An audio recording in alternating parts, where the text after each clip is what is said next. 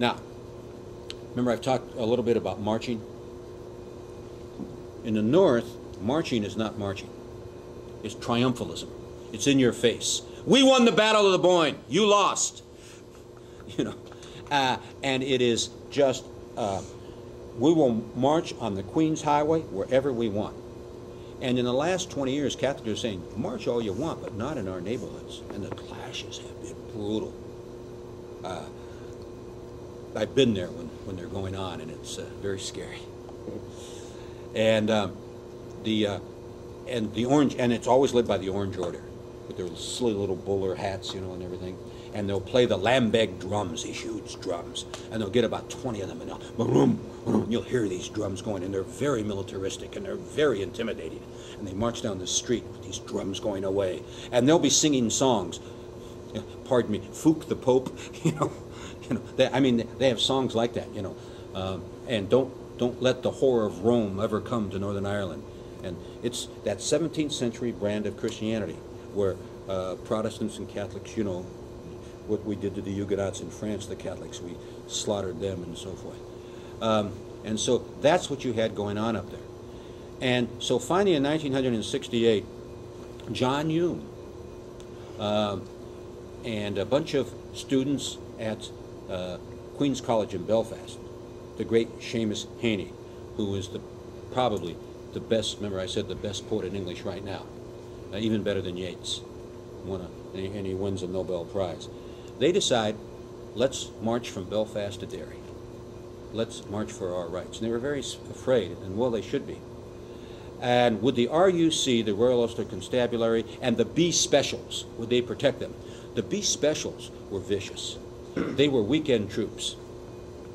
These would be Protestants of the Orange Order who would have everyday jobs, and kind of like National Guard, they would train on the weekends.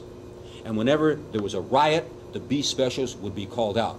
Now, they were not professional, but they were poorly trained National Guardsmen, and man, they would just beat on you.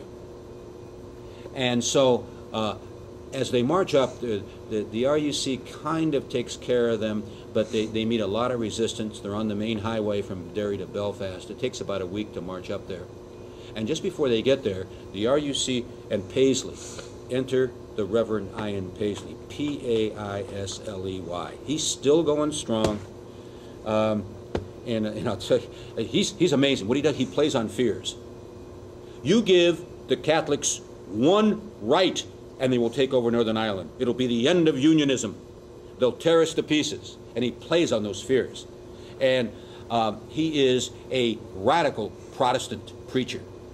In fact, he makes his own church. I think he was a Presbyterian, but they weren't tough enough for him. By the way, do you know where he has his degree from? It's an American degree. Bob Jones University. Bob Jones University is in North Carolina and is virulently anti-Catholic.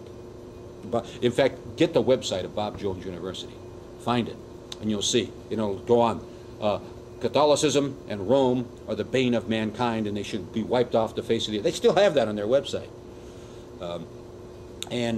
So you can see where he's coming from, the Reverend Paisley. Wow. Now, he stirs everybody up, and they turn them off the road at the Burn-Tolay Bridge, and they ambush them. And they are RUC guys dressed as civilians, B Specials, and some of Paisley's henchmen. And they just beat the holy daylights out of the marchers. They withdraw, they're bloodied and so forth. And a couple of days later, they finally limp into Derry. And the Catholics are going crazy. They're cheering and everything. Well, the RUC in Derry, and they are notorious for their anti-Catholicism, then turn on the Catholics of Derry. And Derry has more Catholics in it than Protestants, but they never could control anything because of the gerrymandering. Well, they live in what is called the Bogside. And Derry is the last walled city in Europe. I mean, it's intact. It was just opened in 1995 for the first time. I got to walk it. And there was this huge British station right in the middle of it with hearing devices and troops over there so they could listen to the Bogside and watch you. And I was able to walk up to it, and God forgive me, I gave them the finger. But they didn't shoot. It was a peacetime for my grandmother. All right.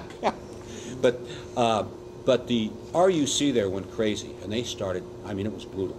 But the bog site is outside of the walled city, and so the Catholics there retreated to their neighborhood, and they grabbed some lorries, and lorries is a British-Irish word for a truck, and rolled them up to the opening of the bog side, turned them over, and said, "You're not coming in."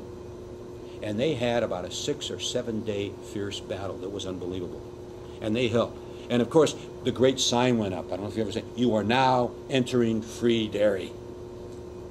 And they held the RUC off. They had to call in the British troops finally.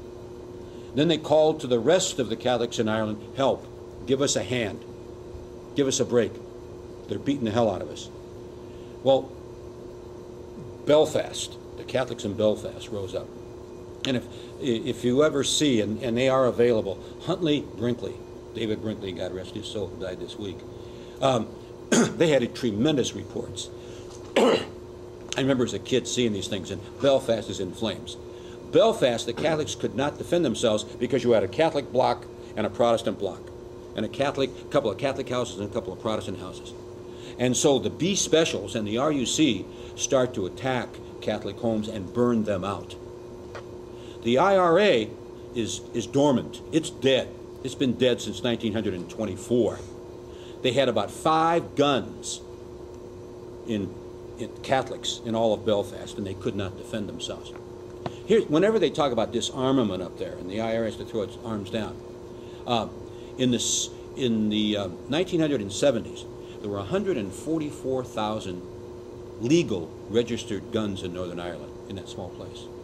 No, those are the legal ones. All but about 100 were in Protestant hands. And that's the way it is today also.